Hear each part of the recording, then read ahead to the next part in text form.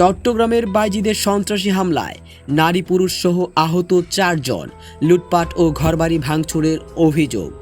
Report করেছেন আজগর আলী মানিক, প্রধান সম্পাদক সিটিজি ক্রাইম টিভি।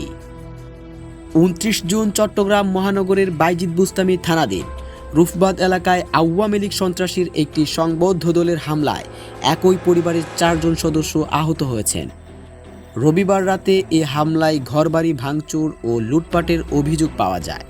হামলার বিবরণের অভিযোগে জানা গেছে, স্থানীয়ভাবে প্রভাবশালী ও পরিচিত সন্ত্রাসী বিলাই হারুন, আরাফাত, রাহাত, রানা, আনু বেগম, আমেনা বেগম এবং কাজলি পূর্বপরিকল্পিতভাবে দলবদ্ধভাবে হামলা চালায়।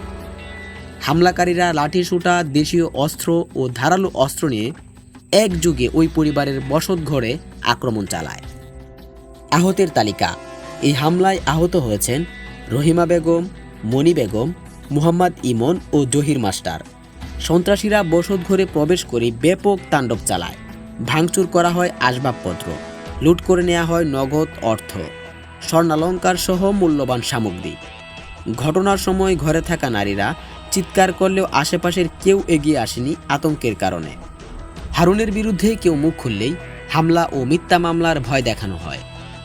অভিযোগ রয়েছে, তিনি বিভিন্ন সময় রাজনৈতিক দলের পরিচয় পরিবর্তন করে ক্ষমতার ছায়া ব্যবহার করেন।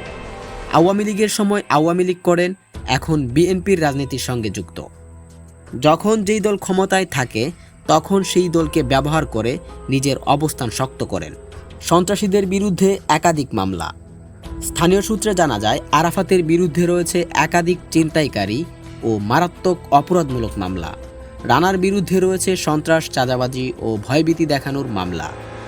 বিলাই হারুন ও দূষর হারুনের বিরুদ্ধে রয়েছে মাদক ও রাঙ্গামাটিতে দায়েরকৃত একাধিক মামলা।